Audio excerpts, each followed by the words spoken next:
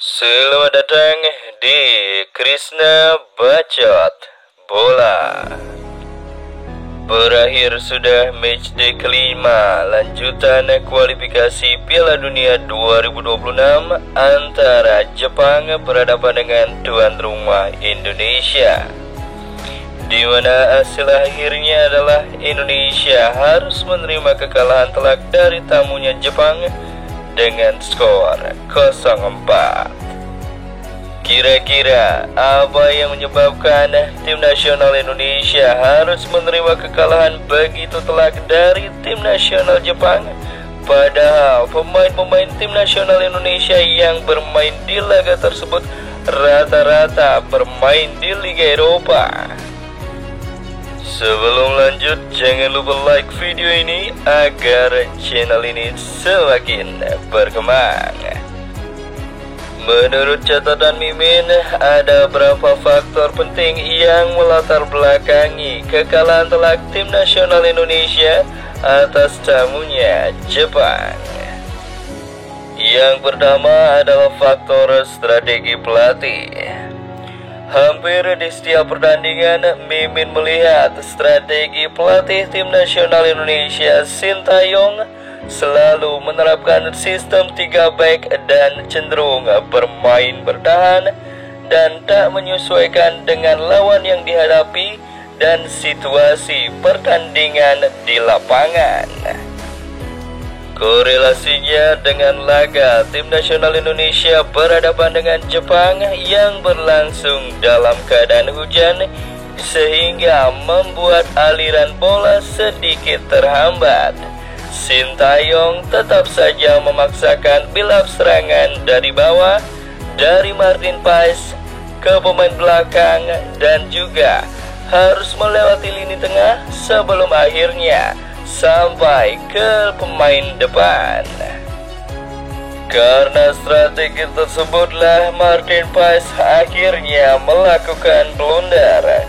Bisa dilihat pada gol ketiga yang diciptakan Jepang adalah akibat build up serangan yang dipaksakan dari bawah, sehingga Martin Paes melakukan salah passing dan berhasil dimanfaatkan oleh pemain depan Jepang.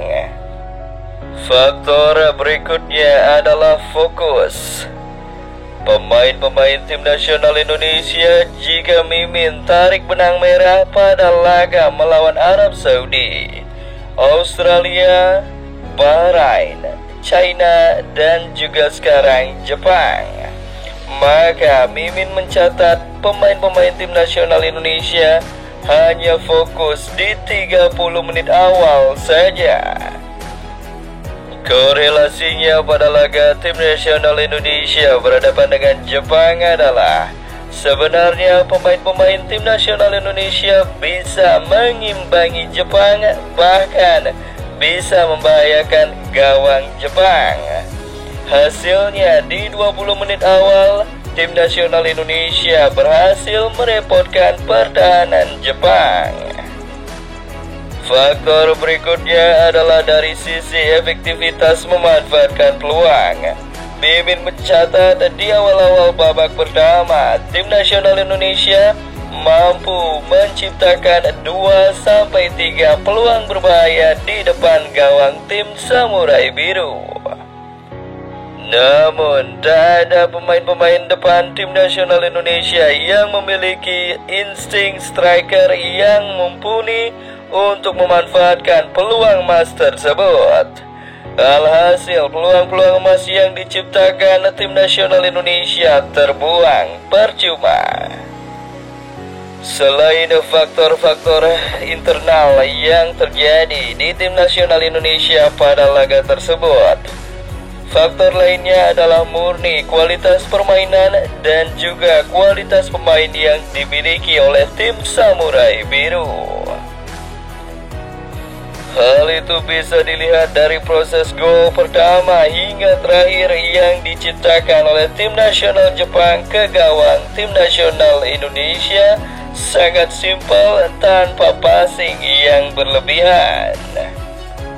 Dari sisi PSSI melihat kekalahan ini, Nampaknya Ketua Umum PSSI Erick Thohir sangat terkejut dengan kekalahan yang diderita tim nasional Indonesia dengan skor telak dari tim nasional Jepang.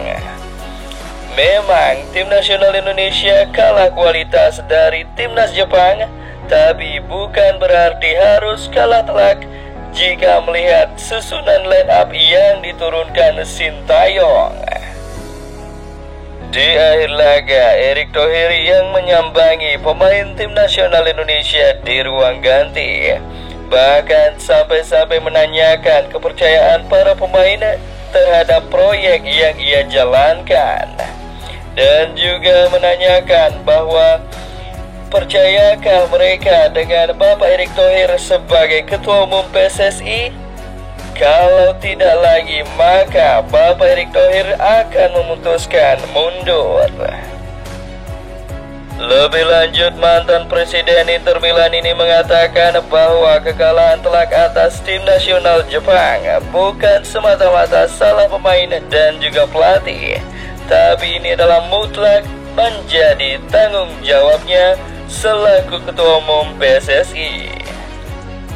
Seperti kita tahu, Ketua Umum PSSI Bapak Erick Thohir sudah berupaya sangat maksimal untuk membantu tim nasional Indonesia agar bisa lolos Piala Dunia 2026.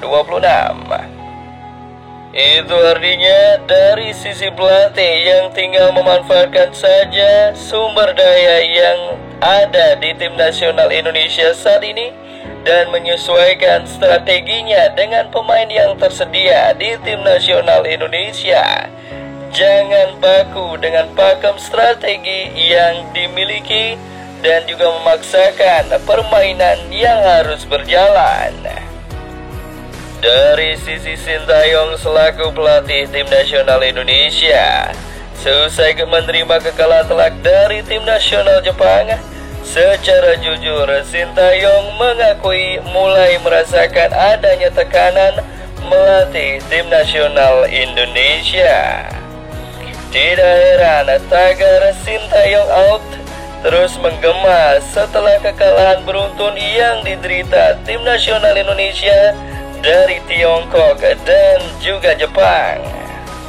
Menurut kalian football lovers, sudah layakkah Sintayong untuk diganti dari kursi pelatih tim nasional Indonesia?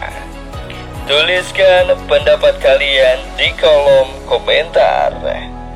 Jangan lupa like, share, subscribe, dan juga komen di bawah video ini agar channel ini semakin berkembang.